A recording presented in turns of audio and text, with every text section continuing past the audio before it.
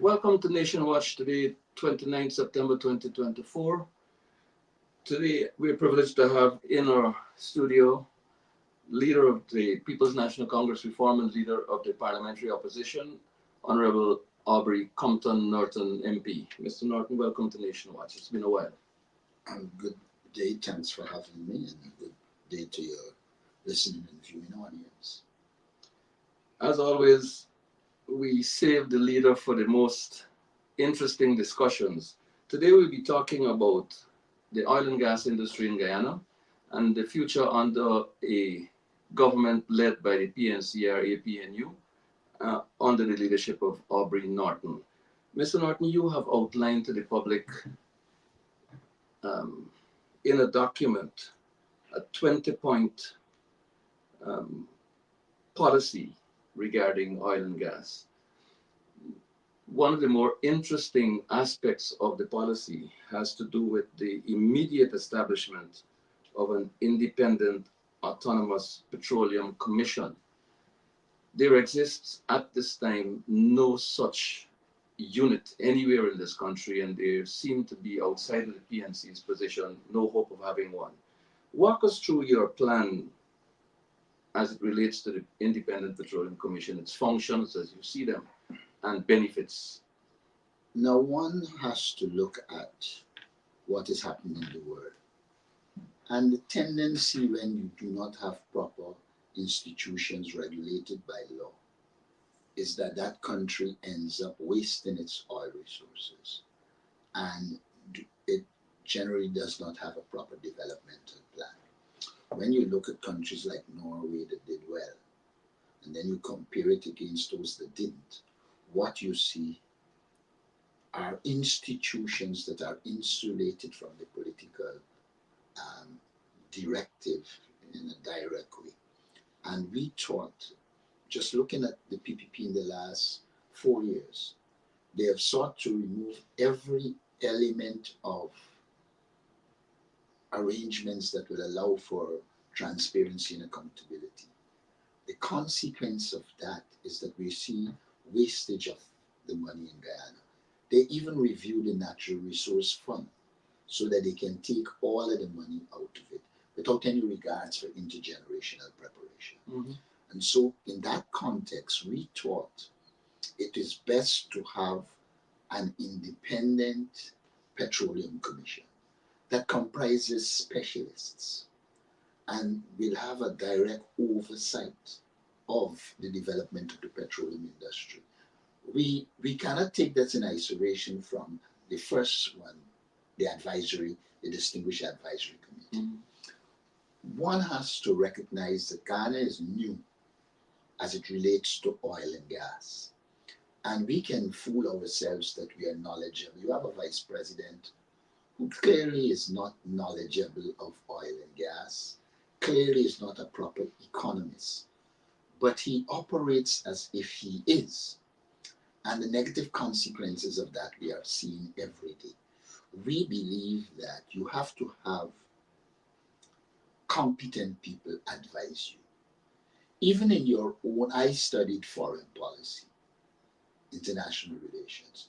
But even as I deal with international relations issues, I bring in other people, specialists, who form part of our foreign policy committee, because also you get a different perspective. When you're seeing everything from your perspective, you're in deep trouble. I always tell people, if I draw 6 here and I put you to sit over there, you will see 9, because you've seen it from a different perspective. And so we believe that there's need for an advisory body of distinguished, eminent persons who have the requisite skills.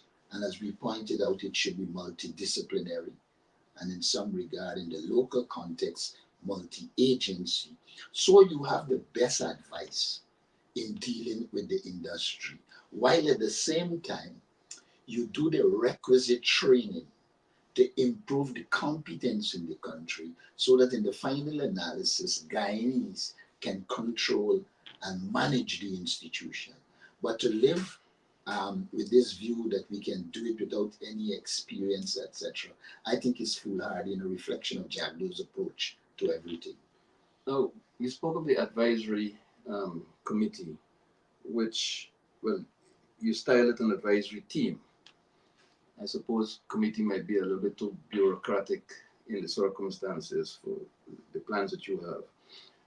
Distinguish for viewers the difference between the advisory team, its functions, and um, the Petroleum Commission. Is the commission going to be regulatory while um, The commission is going to be regulatory and exercise oversight, deal with things like the investment plan, etc., which was intended in the first place. The advisory committee now is where you bring together specialists from all around who will advise you on general elements as they relate to the oil and gas sector. Um, and some people must not run away with the fact that because we say distinguished, um, it means that it will all be foreigners. There are competent accountants in Guyana that we can utilize. Mhm. They are competent engineers, but when it comes to the direct experience of people in oil and gas, we might need to engage Trinidad and other countries that would have had their experiences. But I also believe that we're doing something that we have to continue to do. That is to analyze the countries that succeeded in oil and gas and those that failed. And in preparing that, now this didn't come from thin air. I saw some people saying we waited 4 years, etc. But we held a lot of discussions. We actually had a symposium and a training program on the question of oil and gas. And then from all of those discussions, we formulated a 20-point plan, because we believe it needed to be comprehensive, etc. Now, among the comprehensive measures you intend to take, as outlined in this policy document, has to do with bringing in the whole question of um, parent company guarantee, bringing in or returning to the oil and gas sector the full liability coverage. What do these things mean for us as a nation? What do we get out of these interventions that we're not getting now from what obtains? If you look at the oil spills in the world, they've cost billions. For you to have an arrangement in which they say um, the assets cover it makes no sense to me. Because as I understand it in the contract, the assets are our own. Yeah. And if there's an oil spill, why would we be using our resources to cover it? And that is why we call for the parent company guarantee, or agree with the idea of a parent company guarantee, so that ExxonMobil guarantees the government and people of Ghana that in the case of an oil spill, the parent company will cover it. You can find yourself in a situation where there's an oil spill and the cost to fix it costs so much that you end up being a loser, while at the same time ExxonMobil will go over their profits.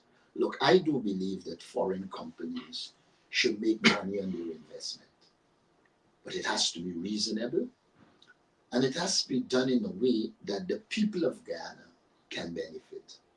I have avoided using the word renegotiate because when I read the when I read that section of the contract, and I want to read it for people, because a lot of times people, we have said that we will be guided by 32:1. It says, except as may be expressly provided herein, the government shall not amend, modify, rescind, terminate, declare invalid or unenforceable, require renegotiation of, compel replacement or substitution, or otherwise seek to avoid, alter, or limit this agreement without the prior written consent of the contractor. Now, what is there is clear is that there is scope for you to revisit the contract, but it has to be done by the government, writing the contractor, and then you're engaging to make the changes. We believe that there should be changes at the level of royalty. Mhm. Like we said in that document, when the PSA was developed in 1999 and then 2016, totally different environment. The environment is totally different now. And therefore, believe that we need to revisit them and determine one, ring fencing, two, royalties, and the other benefits that should come to the Guyanese society. So a lot of times people come over as if you are opposed to making changes. We are not. We intend to make changes within the confines of the law. And therefore I find it loose talk, extremely loose talk. If you just say, oh, I'm going to renegotiate, I'm going to do X, Y, and Z, when the contract you're involved in makes it very, very clear that it has to be done with the prior consent of the contractor. Our intention is to engage the contractor, we said, within 90 days of getting government and moving in the direction of making changes that will benefit the people of Ghana. Also, let me say this. Sometimes people talk as if there are no benefits at present. A lot of what is happening in Ghana is a result of that. What we need to do is acknowledge that and increase the benefits. But you know, in this political world, um, populism plays a role, and people say what is popular. But when you are going to govern a society, you have got to study, have an understanding of the entire situation, and then make decisions rather than being sensational and populist in nature. You mentioned earlier in the last response that the assets are ours. Now, I want to take you, for the benefit of our viewers, to the gas to shore pipeline. It started out at below $1 billion US.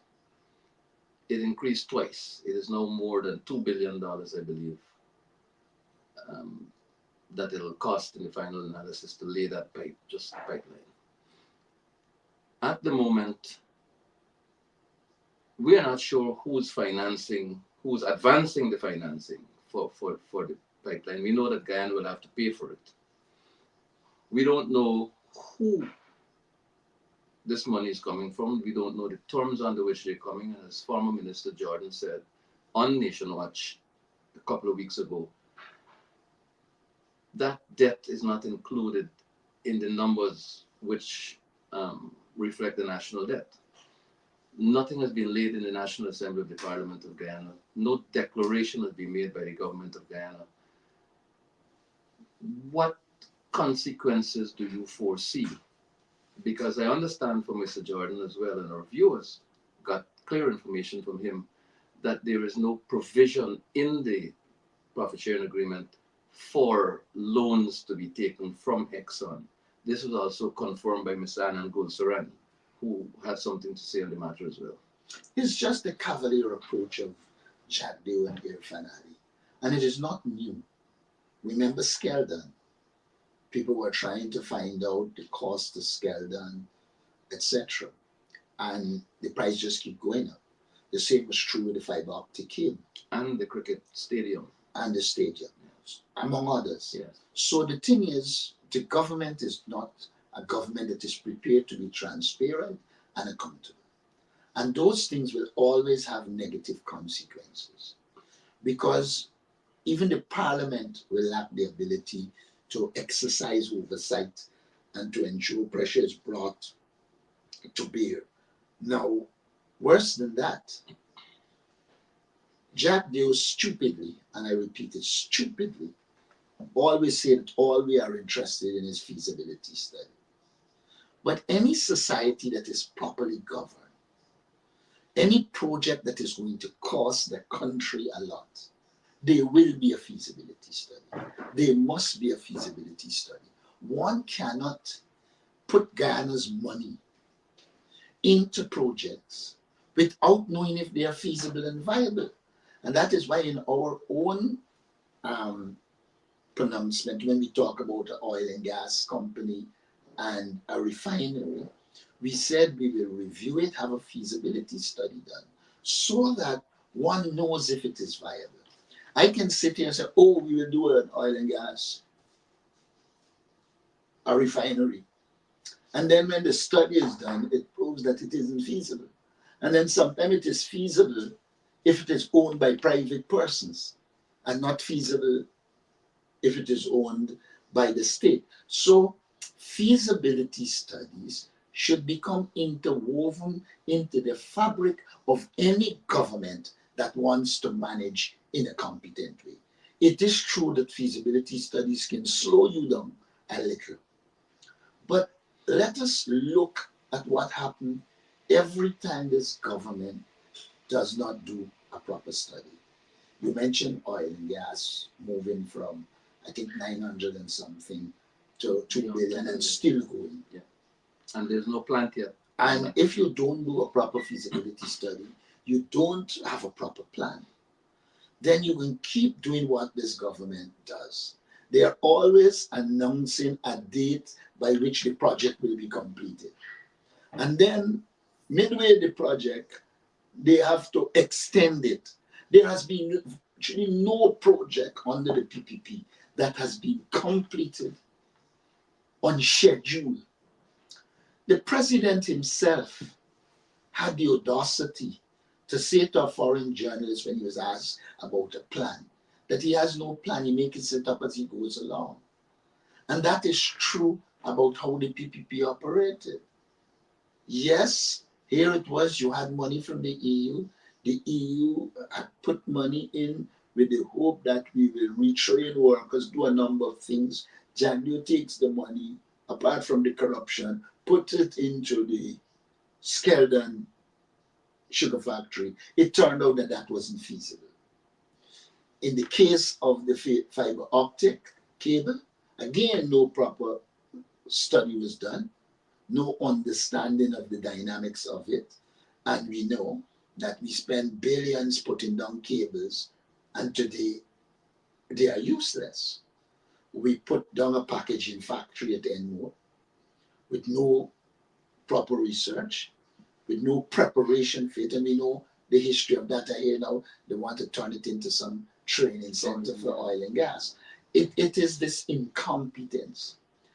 But if you want to plan and to put information out there, it will not allow you to be as corrupt as the PPP is. And really and truly, the PPP operates in such a way so that it can make money from corruption. It is the most corrupt regime in the history of Guyana. Which brings me to another very, very important point in your policy document, Mr. Norton.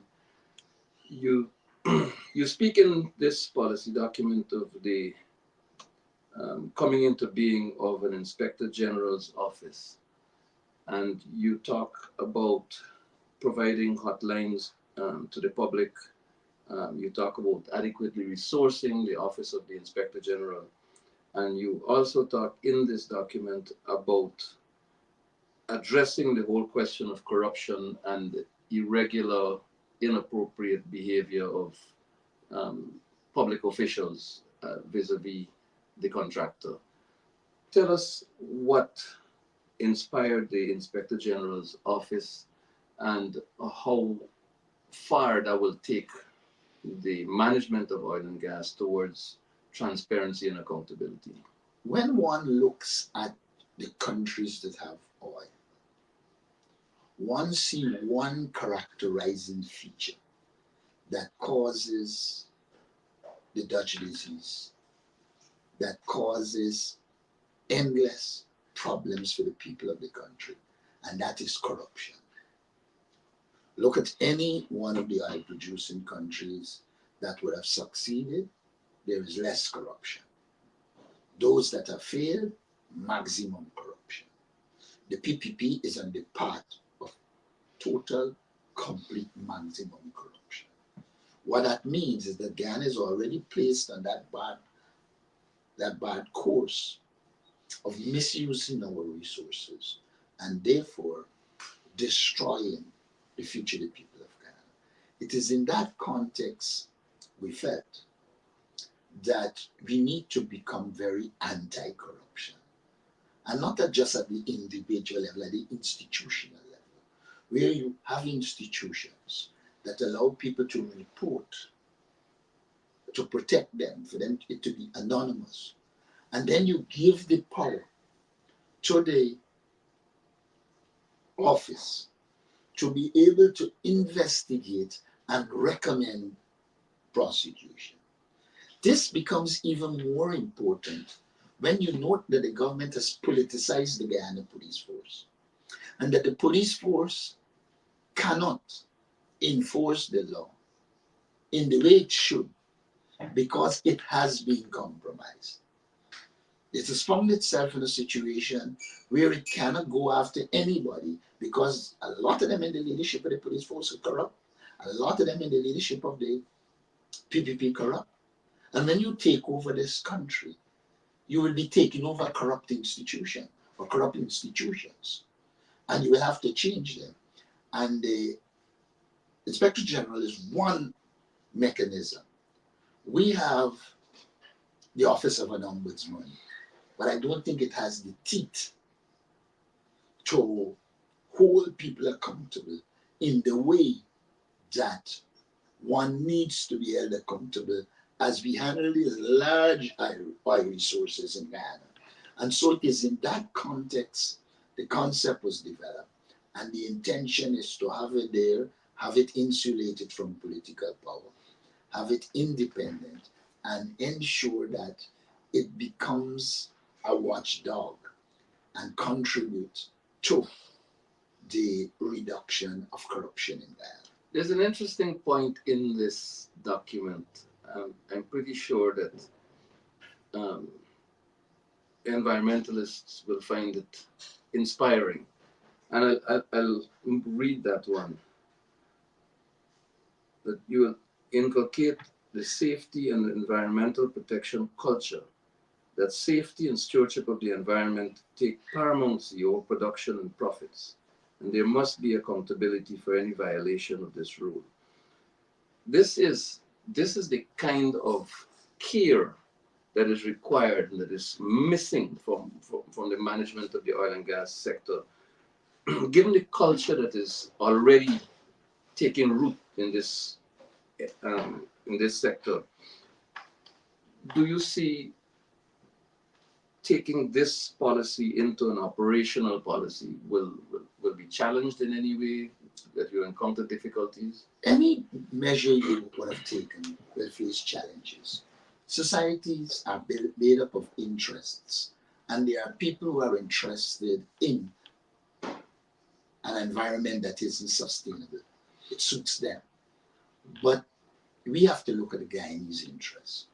Guyana needs to become more environmentally conscious.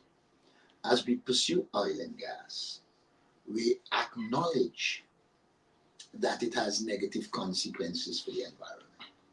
And therefore, we have got to be conscious to attenuate, to reduce the negative consequences. And it goes way past oil and gas. Ghana can save money if our people just develop a culture of keeping their surroundings tidy. It's a nightmare to be driving down the road and a vehicle is in front of you and they throw a chicken box out the window, this out the window. And that is why I say even the government's attempt to clean is piecemeal. For us to deal with that element of the environment, we have to have, first of all, a national environmental education program in where we educate people on the importance of keeping your environment clean. You have to educate them on the environment generally. Now, Guyana faces the direct impact of climate change. We are talking October, November of heat waves in a way that we would have never seen it. You have got to therefore recognize that we must play our role. And if we are a good example, then we can speak in the world. And so we want to have a situation in which, yeah, people come to make money, but they can't make money at the expense of us. Take hazardous waste. You can't throw it in a community where our people live and expect the people to stay quiet. The government needs, and we said that's in the document, a proper plan to deal with hazardous waste so that we protect our people. We, over the years, have made mistakes as it relates to how we manage our solid waste. Remember the period in which the cemetery used to just go on fire because we didn't do it properly. It is for us to acknowledge those mistakes and in moving forward, take an approach that allows us to protect the environment, protect the people, while at the same time utilizing our resources. I have always argued for what I call, or what is called in the literature, environmental space. The developed world has polluted, they are the greatest polluters. That's a reality. We're saying to you, look, we have discovered oil, and it's a resource that we need to develop. But we need the environmental space to utilize it. We don't want you putting sanctions for the use of oil and gas. What we want is for you to acknowledge that we need to develop our resources and that we can put a framework in place to mitigate the negative consequences. And that is what I thought when I saw President Ali was being interviewed by the man from BBC. Rather than telling nonsense about, let me teach you and tell you, he should have been saying that, look, we are in a world in which people have utilized the environment in a negative way. We as a developing country, we need the environmental space to develop. So we are going to pursue our oil and gas resources, but put measures in place to ensure that we protect our environment and contribute to environmental sustainability. I would have said to that journalist, you know we have a large forest cover.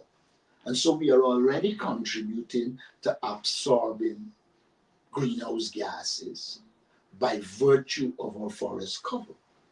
And what you saw was a failure of a finale to articulate Guyana's interests. I recall in my days in the foreign ministry when we were dealing with the environment, the developed world was going on about the destruction in the Amazon. And we had to study the situation and prepare a proper document establishing that you cannot generalize on the Amazon because here was Guyana with more than 80% of its forest intact, and therefore we could not be categorized. But you see, if you are arrogant and not informed by proper research, you tend to go down that road rather than articulating a position. I'm of the view that the task of the government is to study these issues, analyze them, and then articulate Guyana's interests in the world. I want to take this a little bit further. Not so long ago, there was an oil spill.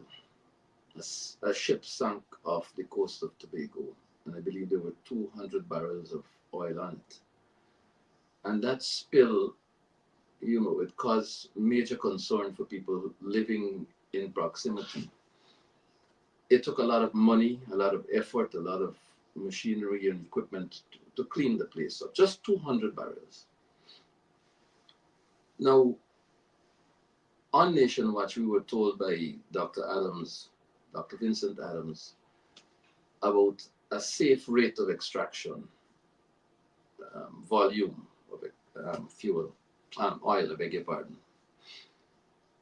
And he alerted the nation and the world that Guyana was in fact extracting over and above the safety level and that it presented a danger, particularly safety of people and the environment. Then recently there was a report that the well currently in operation is likely to have a life which ends within 5 to 7 years because of the rate of extraction, which was accelerated.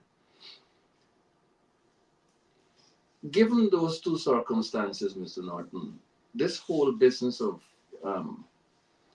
the People's Progressive Party government resisting parent company guarantee, resisting um, safety measures, environmental measures, resisting bringing flaring under control and possibly to an end.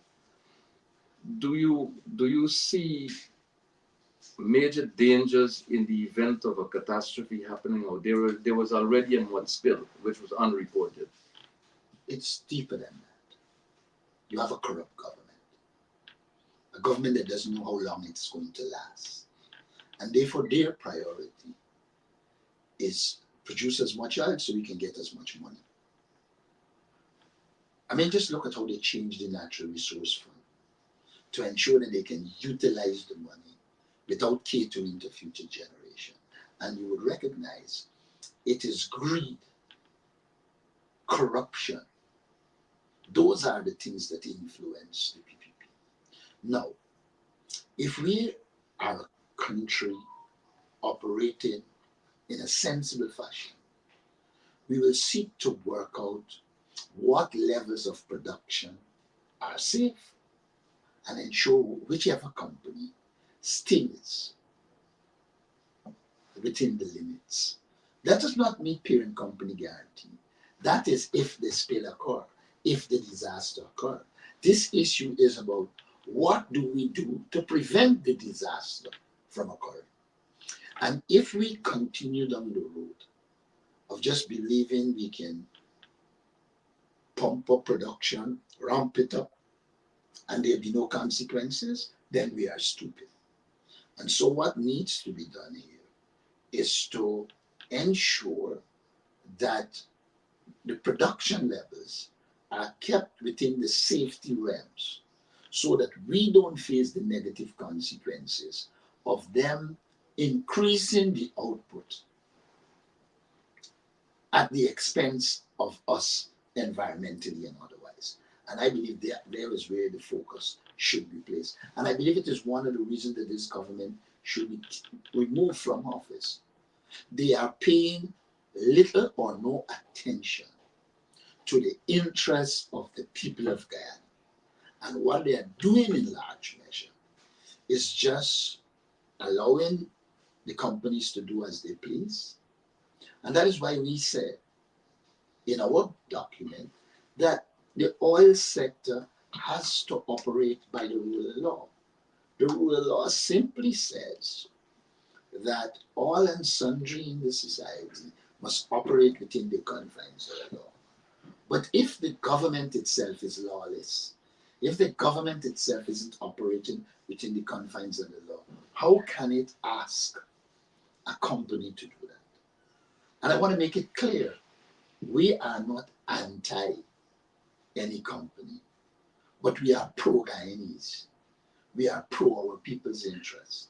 And therefore, we will ensure that we pursue the things that will satisfy the interests of the people of Guyana. But at the same time, we're not going to run on a wild crusade with slogans. We are going to look at everything in a methodical way. And then we will deal with it. Some of the people talking have no hopes of seeing government. And therefore, they can make the most outlandish statements. But we are in a different position. We have to be rational, sensible, and our utterances now must be in keeping with our ability to deliver on them in government.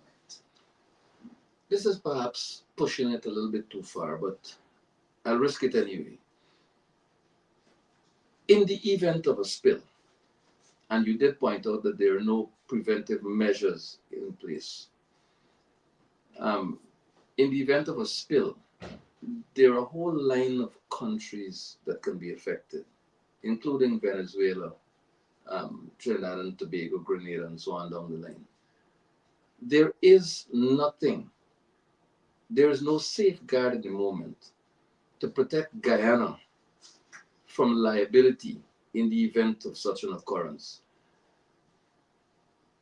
I am troubled by the possibility of CARICOM unity being scuttled by irresponsible behavior of the current government of Guyana. And I ask you, how will you handle it differently to ensure that nothing disrupts the life of CARICOM? If you look at the last point of the 20 points, the one on foreign policy, you would recognize that we decided that there must be a foreign policy in relation to oil and gas. And one of the threats, obviously, is a spill that affects our Caribbean neighbors. And therefore, as a responsible government, we will engage CARICOM and those countries and involve them in the process of lobbying to ensure that we are protected. As it stands, the government pays little or no attention to that possibility. We believe that it should become part of our foreign policy action, and that we, in our foreign policy as it relates to oil and gas, will see the mobilization of CARICOM in support of environmentally sound oil and gas activities. And the more pressure we can bring from other countries, including the United States, because the United States, the British, the Canadian, all of them are taking action to ensure that their oil companies are compliant with the law. We also have got to do that. And we also have got to have our own foreign policy position so that when we engage governments, we are articulating our interests. Look, and I will spill in this context, will affect the entire Caribbean. And therefore, you in the Caribbean need to work with us to ensure that we are secure, which would widen the base. But like I said, the PPP has no interest in those kinds of things. The PPP's interest is for their friends, their families, and their favorites to make money. Look at what happened after the last election. Key people from the PPP, including the finance minister, ran overseas. If you can do what they're doing and you have the wherewithal to go and live overseas after it, there is no reason for you to be concerned about the people of Guyana. We who plan to stay here, those who can't afford to move, we have to protect them.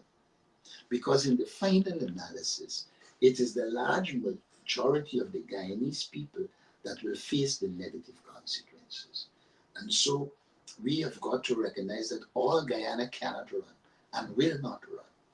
And we need to take the measures and the actions to ensure that we can protect Guyana's interests. We have to mobilize the Caribbean not only on, on oil and gas. We are at a point now where Venezuela has penetrated the Caribbean and having support. When you could have, I don't know how to describe Gonzalez, he's indescribable.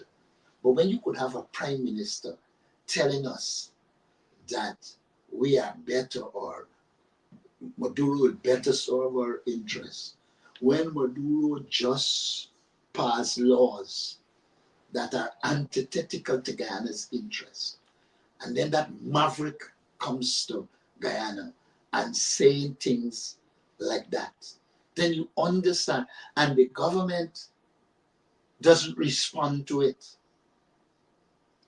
Venezuela's interest transcends one or two government. Venezuela's interest, I've said in a thing that they are an adversary. They want our territory. Maduro or any Duro in Venezuela, at least for what we have seen over the years, will not operate in our interests. And we shouldn't be condoning anyone, including Rav Gonzalez, who might be benefiting economically from what is happening, but is not prepared to help us with our interests. He is prepared to promote Venezuela interests based on what they get from Venezuela. We have got to promote our interests. And Irfan Ali needs to learn that this thing transcends partisan politics in Venezuela and in Guyana and personal friendships. And let us move forward by having clear policies and strategies to deal with that situation.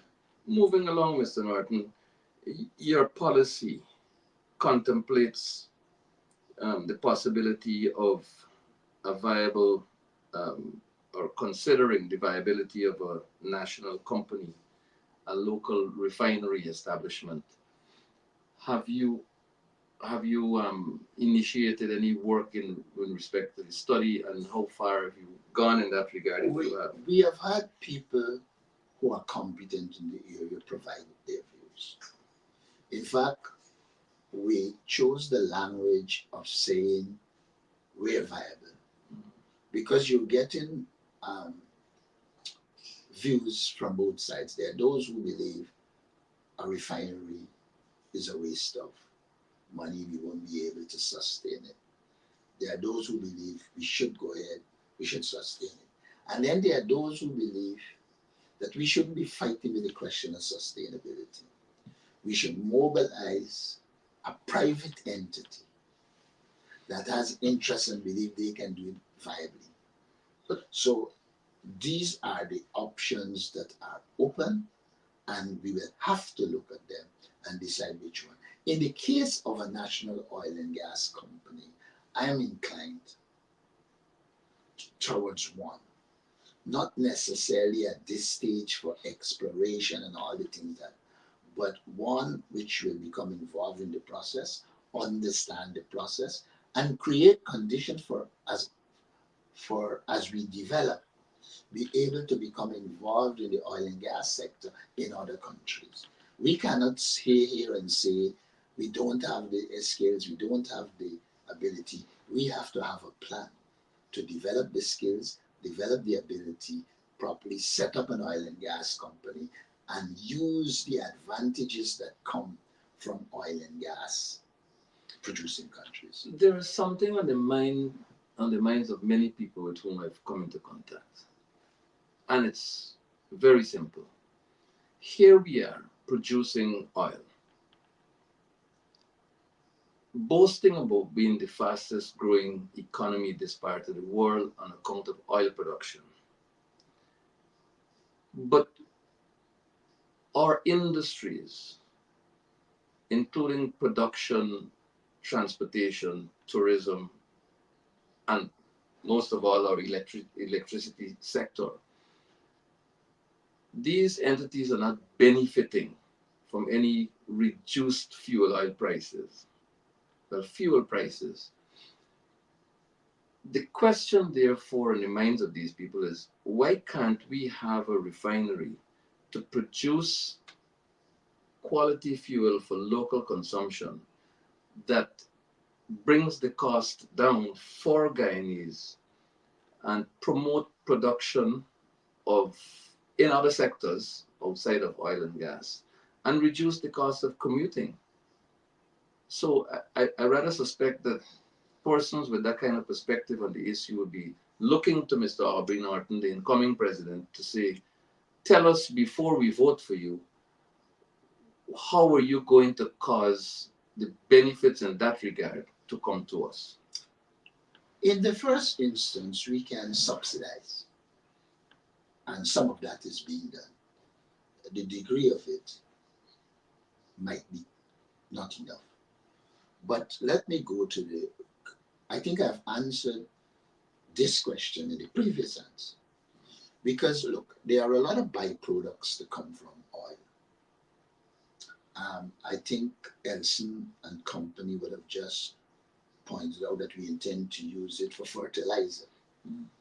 Now, I don't want to rush to say we will have an oil refinery, we wouldn't. What I know, we will put the mechanisms in place to ensure that we can benefit from the byproducts. Like I said, I don't know if it's going to be state. I don't know if it is going to be a private company. We have to assess it and then make the decision. But we have to always put the people of Guyana first.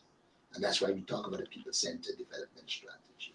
And I think people can be reassured that we will use the oil resources of our country to give our people a quality life based on proper analysis of the situation and then impact their lives. We have before recommended cost of living measures that can be taken, anti-poverty measures. The government shows no interest in dealing with poverty and high cost of living.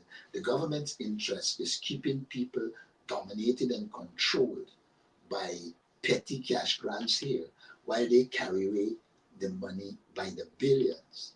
If we use 10% of a contract as the income to a contractor, just using 10%, we ain't adding in that they ain't some of them ain't even buying the material they should buy, they're buying substandard material, they're meeting the specifications.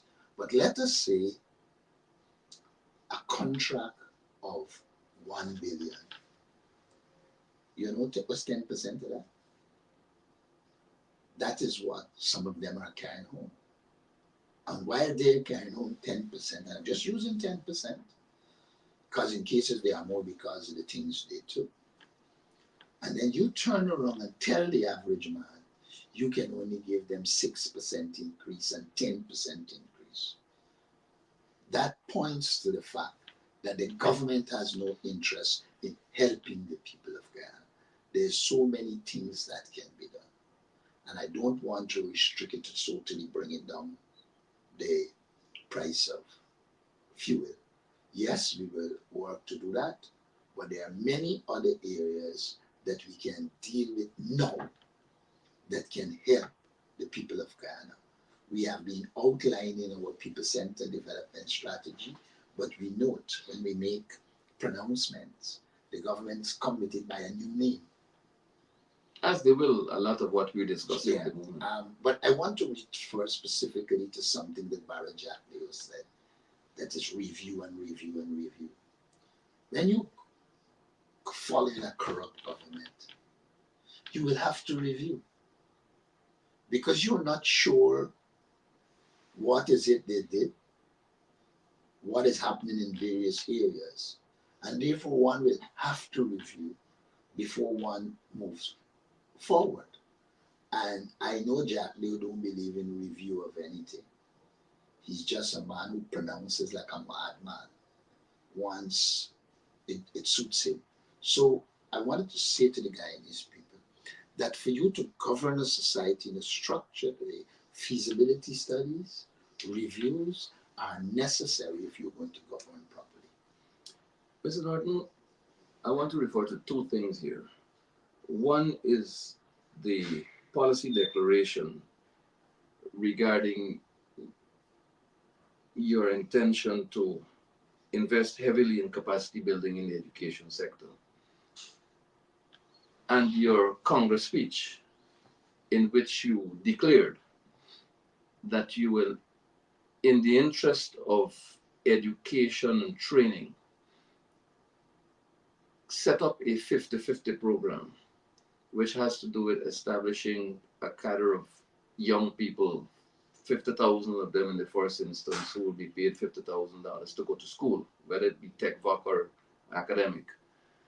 Is there a relationship between these two points? Yes, there is.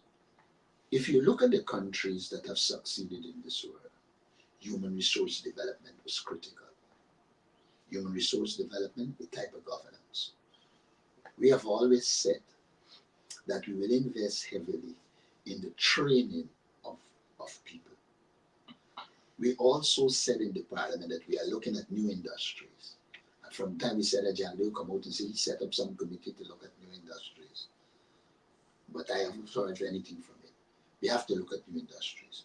We said we have to do a market survey, and then based on that, we will initiate training to fill the gaps that exist. Because what the government does is the board of industrial training, somebody gets an idea to train a couple of people, or some force lady or somebody decided training people. But what you don't have is based on a proper survey of the needs of Guyana in the various industries. And then you align your training to suit those needs.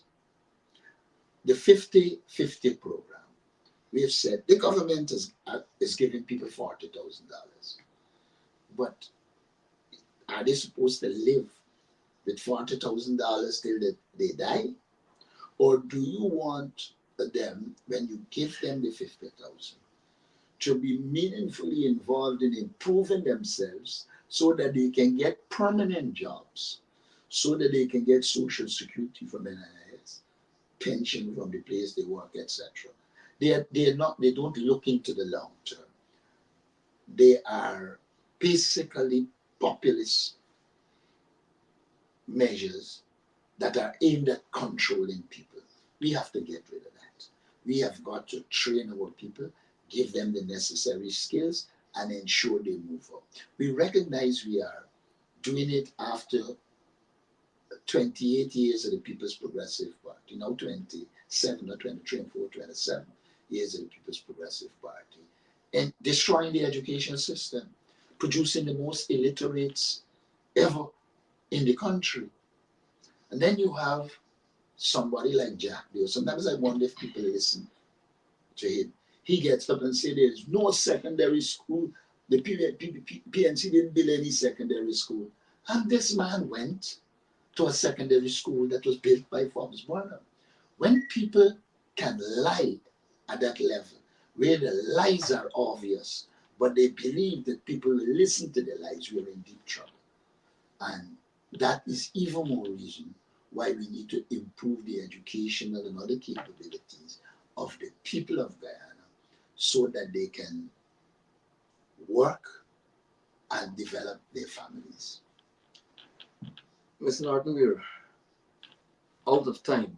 And as always, when we have you on the program and we have these very interesting discussions, time often runs away with us. And we miss out on a few things. Um, in a minute and a half or so, is there anything you'd like to say to our viewers in wrapping up? I want to say to our viewers, we must stop allowing Barra Jack Dale to compare 5 years of the APNU with 23 years of the PPP. The problems that, to the extent that he's saying that these problems, nothing were done by them, is the extent to which for 23 years they didn't address it or create it. And people must also recognize that what we did in 5 years, we did without oil money. And that an APNU with oil money, if you judge on what we delivered between 2015 and 2020 without oil money, like higher wages, better electricity, much better water, then clearly we are the better people to govern Guyana. And government is not about an individual, it's about a team. And I can say to you, we we are, and we continue to put together a team that can manage Guyana. And of course, that team will make Guyana a safer place for people to live, both in their homes and on the streets, as well as they ply their business and trade wherever in Guyana they operate. Mr. Norton, thank you very much for joining Thanks. me on Nation Watch. Thanks It's for a having pleasure me. and an honor. And to our listening and viewing public, I thank you very much for joining and staying with us the duration of the Nation Watch program today. And until we meet again, God bless.